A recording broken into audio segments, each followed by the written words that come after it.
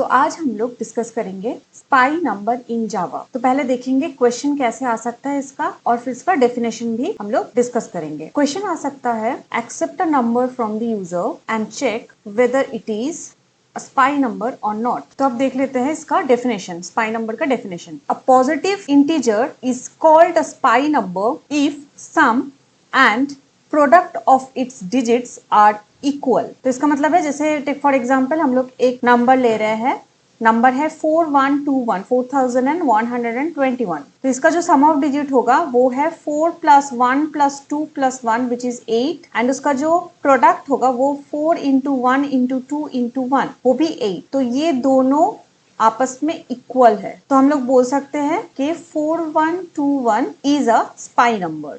तो अब देखते हैं इसका आंसर क्या होगा ब्लू जे में। तो ये रहा स्पाई नंबर का सोल्यूशन। जावा में इस कोड को हम लोग ऐसे लिखेंगे। अब इसको एक बार एग्जीक्यूट करके देख लेते हैं इसका कोड ठीक है या नहीं। 4121 इज अ स्पाई नंबर। अब एक ऐसा नंबर देंगे जो स्पाई नंबर नहीं है। 7841 is not a spy number. तो अब इसको एक्सप्लेन करेंगे लाइन बाय लाइन। तो स्टार्ट करते हैं एक्सप्लेनेशन। तो पहले जो स्टेटमेंट एग्जीक्यूट होगा ब्लू जे में वो है एंटर अ नंबर। ये वाला स्टेटमेंट पहले एग्जीक्यूट होगा और नम बोल के यहाँ पे जो वेरिएबल है इसमें यूजर के थ्रू से जो भी वैल्यू हम लोगों को मिलेगा वो वैल्यू स्टोर होगा। तो यहाँ पे अज्यूम करते हैं कि यूजर ने हम लोग को वैल्यू दिया है 4121। देन इसके बाद n इज इक्वल टू नम। तो इसका मतलब नम का वैल्यू n में स्टोर होगा। तो यहाँ पे क्या होगा, एक्चुअली हम लोग एक बैकअप स्टोर कर रहे हैं, बैकअप रख रहे हैं। मैं आगे जाके डिस्कस करूंगी कि बैकअप क्यों हम लोग यहाँ पे रख रहे हैं। तो यहाँ पे n का भी वैल्यू 4121 है। तो अब ये व्हाइल लूप एग्जीक्यूट होगा।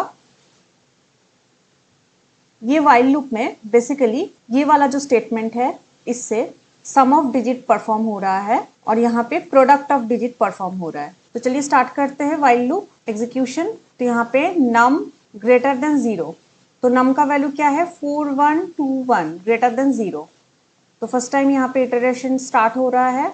रेम नम मॉड 10। तो यहाँ पे नम का वैल्यू क्या है 4121 मॉड 10। तो कोई भी नंबर को अगर हम लोग 10 से डिवाइड करते हैं तो उसका राइट मोस्ट डिजिट हम लोग को एज अ रिमाइंडर मिलता है, यानी कि जो यहाँ पे यूनिट प्लेस में जो डिजिट है वो एज अ रिमाइंडर मिलेगा। तो इसको एक बार देख लेते हैं। अगर हम लोग इसको 10 से डिवाइड करेंगे तो यहाँ पे देखिए एज अ रिमाइंडर 1 आ रहा है। इसके बाद ये next statement sum equals to sum plus rem. तो यहाँ पे सम का वैल्यू क्या है 0, क्योंकि यहाँ पे सम को हम लोगों ने 0 से इनिशियलाइज किया है, अदरवाइज गार्बेज वैल्यू ले लेगा यहाँ पे, क्योंकि यहाँ पे ओल्ड वैल्यू होता है इजिकल टू के राइट साइड में, और इजिकल टू के लेफ्ट साइड में जो सम है यहाँ पे ये इजिकल टू के राइट साइड में जो फॉर्मूला है इसको एग्जीक्यूट करने के बाद जो रिजल्ट आएगा वो लेफ्ट साइड में इनिशियलाइज होगा।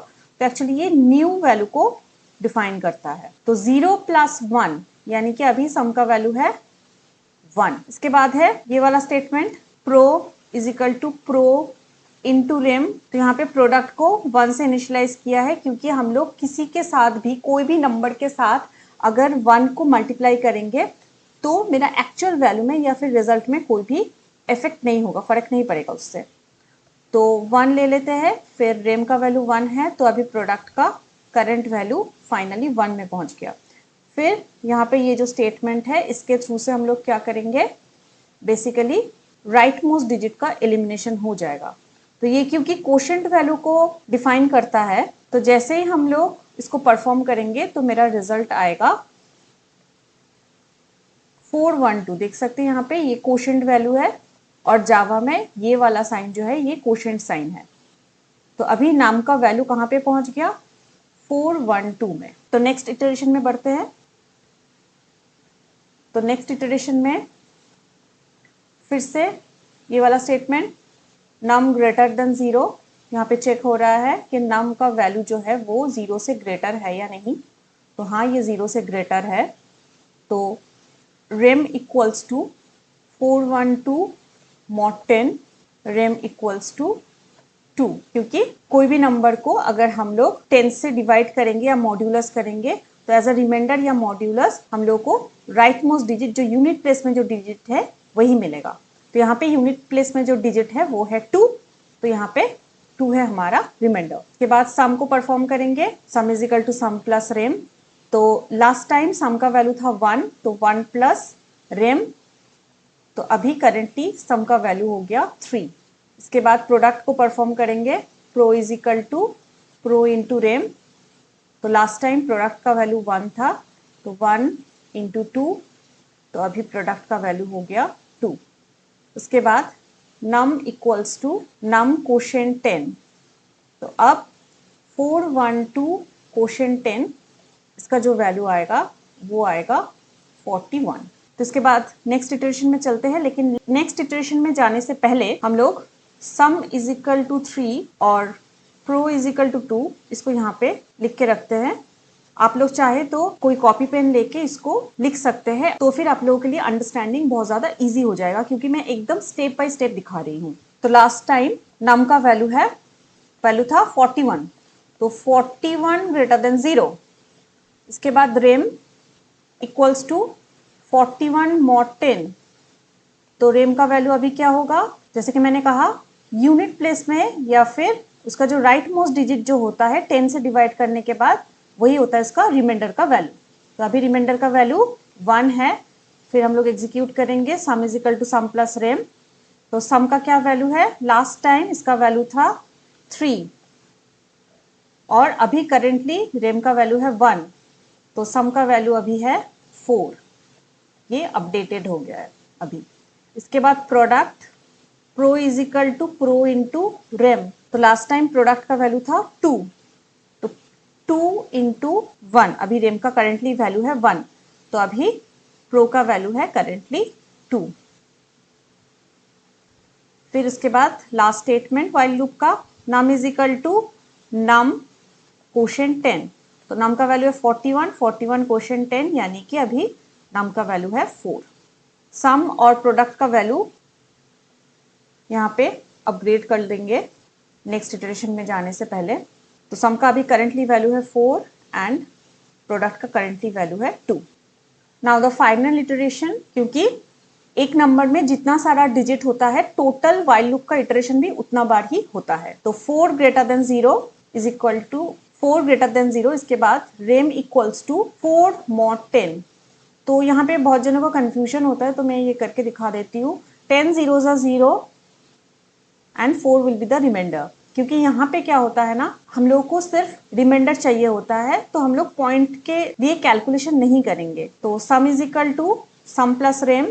तो सम का प्रीवियस वैल्यू था 4 प्लस अभी रेम का करंट वैल्यू है 4, तो 4 प्लस 4 विल बी 8।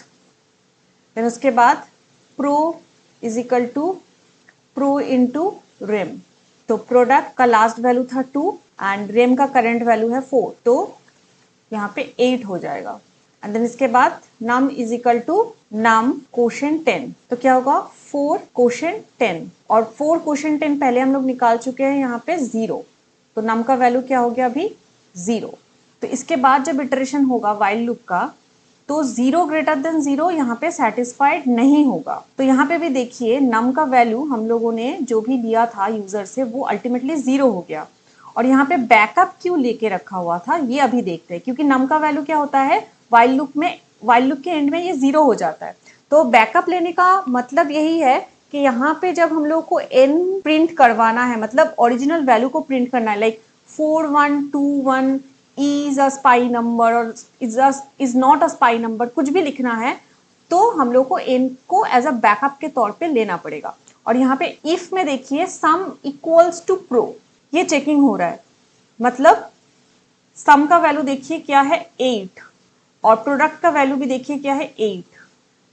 तो यहाँ पे अगर हम लोग इफ से चेक करेंगे तो इफ 8 इक्वल्स टू 8 ये सेटिस्फाइड हो जाएगा, तो अल्टीमेटली प्रिंट होगा 4121 इज अ स्पाई नंबर, ये वाला स्टेटमेंट प्रिंट हो जाएगा। तो ये रहा इसका फुल्ली एक्सप्लेनेशन।